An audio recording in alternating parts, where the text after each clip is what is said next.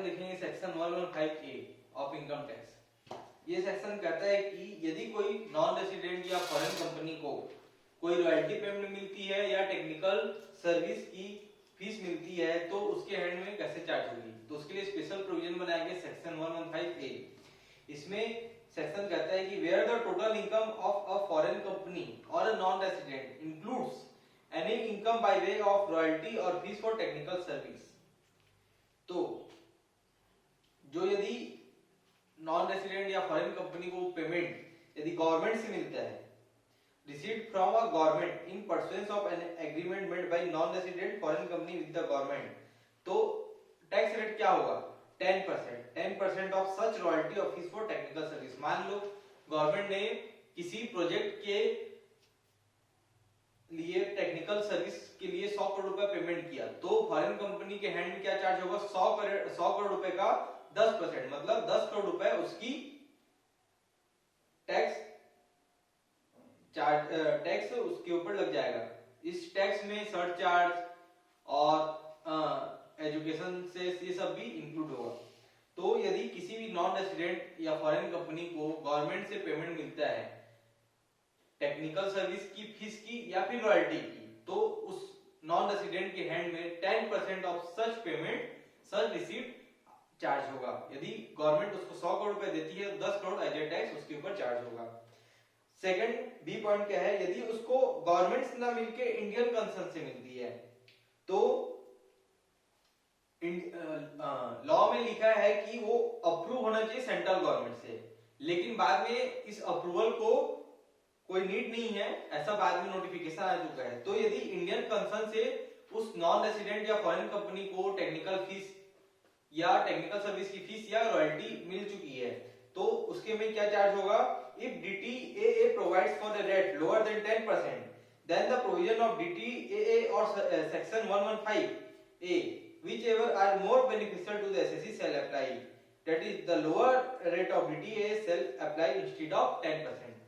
यदि उस Indian concern से पेमेंट मिलती है फॉरेन कंपनी या नॉन रेसिडेंट को, तो यदि DTA अप्लाई है तो DTA का रेट या फिर सेक्शन 115A का 10% का रेट जो भी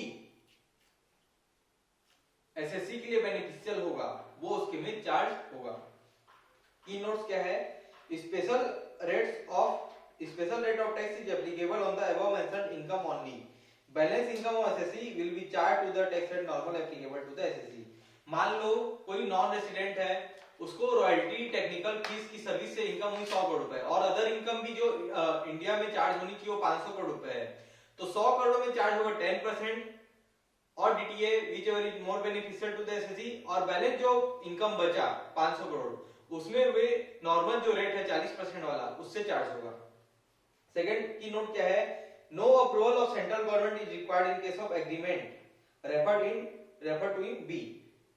टू इन बी में क्या था, इंडियन कंसर्न से पेमेंट मिल रहा है। तो जब मनमोहन सिंह 1992 में फाइनेंस मिनिस्टर बन के आए तो उन्होंने सबसे पहले इसी चीज को हटाया, क्योंकि पहले कोई भी कंपनी आती थी, फॉरेन कंपनी आती थी या फिर नॉन रेसिडेंट आता था, तो सबसे ज्यादा बड़ी समस्या क्या रहती थी, अप्रूवल लेना सेंट्रल गवर्नमेंट से। तो इस सेंट्रल गवर्नमेंट का अप्रूवल को उसने हटाया और उसे ऑटोमेटेड कर दिया। If above the agreement relate to matter included in industrial policy, यदि कोई भी फॉरेन कंपनी इंडस्ट्रियल पॉलिसी के जो टर्म्स है उसके तहत यदि वो इन्वेस्टमेंट कर रही है, अपनी सर्विस दे रही है, royalty as a royalty payment receive कर रही है, तो वो सेक्शन 115A में फॉल हो जाएगी और उसे सेंट्रल गवर्नमेंट से अप्रूव लेने की कोई भी जरूरत नहीं है। तीसरा पॉइंट क्या है कि जो सेक्शन 115A है उसमें no deduction in respect of any expenditure और allowance shall be allowed to the assessee under section 28 to 44 C and section 57 in computation of income at A and B above। मतलब यदि royalty और technical service का interest जो tax है 115A के अनुसार यदि वे चार्ज होता है तो जो पीजीबीपी का एक्सपेंस है वो उसको अलाउ नहीं होगा ना। यदि वो आईओएस में उसके हैंड में चार्ज हो रहा है तो सेक्शन 57 का जो एक्सपेंस है वो उसको अलाउ नहीं होगा। फोर्थ क्या है, the provision of section 6 that is set off carry forward and set off of losses are applicable, क्योंकि जो सेटअप लॉस है ये सब सेक्शन 28 टू 44C में फॉल नहीं होता, इनका सेपरेट सेक्शन है। तो जो प्रोविजन ऑफ चैप्टर 6 है, that is setup and carry forward the setup of losses, वो इस एसएससी को मिल जाएगा। पांचवा क्या है, the unabsorbed depreciation current year as well as what forward of any business can not be set off against the income above referred above, क्योंकि unabsorbed depreciation है वो भी सेक्शन 28 टू 44C के अंदर फॉल करता है। तो इसमें ध्यान देने वाली क्या बात है कि यदि कोई नॉन रेसिडेंट या फॉरेन कंपनी का इनकम सेक्शन 115A के अनुसार उसका चार्ज हो रहा है, तो उसको क्या क्या मिलेगा, क्या क्या नहीं मिलेगा। पहला क्या नहीं मिलेगा, जो एक्सपेंस है जो पीजीबीपी के तहत अलाउ होते हैं वो उसको अलाउ नहीं होंगे। तो अनएब्जॉर्ब्ड डेप्रिसिएशन भी पीजीबीपी के अंतर्गत अलाउ होता है, तो वो भी उसको अलाउ नहीं होंगे। बट चैप्टर 6A का but chapter 6 that is set of and carry forward of losses, वो उसको अलाउ हो जाएंगे क्योंकि वो इस सेक्शन में फॉल नहीं करते हैं।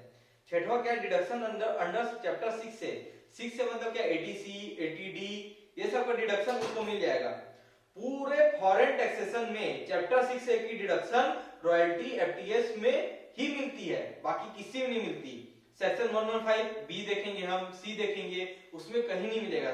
खाली पूरे फॉरेन टैक्सेशन में चैप्टर 6A की deduction royalty fees for technical service में ही मिलती है। क्यों, इसमें पॉलिटिकल पार्टी का इसमें बेनिफिट है। लॉजिक क्या है कि कोई भी यदि बाहर की कंपनी आती है, वो पॉलिटिकल पार्टी को डोनेशन देती है, तो पॉलिटिकल पार्टी को डोनेशन देती है तो क्या में अलाउ होता है, चैप्टर 6 में। तो यदि कोई भी company royalty of fees for technical service receive कर रही है, उसका टैक्स चार्ज हो रहा है सेक्शन 115A में, तो उसको क्या क्या नहीं मिलेगा, एक समरी में हम देखते हैं। पहला है कि उसको पीजीबीपी के जो एक्सपेंस है वो अलाउ नहीं होंगे, that is section 28 to 44C का जो एक्सपेंस और अलाउंस है वो अलाउ नहीं होंगे। सेक्शन 57 का एक्सपेंस अलाउ नहीं होगा। चैप्टर 6 का जो प्रोविजन है वो एप्लीकेबल है set of and carry forward losses, क्यों, क्योंकि वो सेक्शन में फॉल नहीं करते 28 टू 44C में।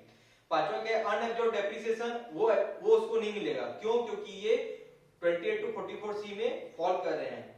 डिडक्शन चैप्टर 6A का उसको मिल जाएगा, क्योंकि फॉरेन टैक्सेशन में स्पेशल बेनिफिट दिया गया है इन एसएससी को। सातवां क्या पॉइंट है, if the total income of the non resident foreign company consist of only royalty fees for technical service और टीडीएस उनका डिडक्ट हो चुका है। यदि कोई ऐसा नॉन रेसिडेंट है या फिर फॉरेन कंपनी है जो खाली यही सर्विस प्रोवाइड करी है और उसका टीडीएस डिडक्ट हो चुका है, तो गवर्नमेंट सबसे बड़ा बेनिफिट देती है फाइनेंस एक्ट 2020 में कि उसको ROE return of investment, return of ROI मतलब इनकम टैक्स रिटर्न फाइल करने की जरूरत नहीं है।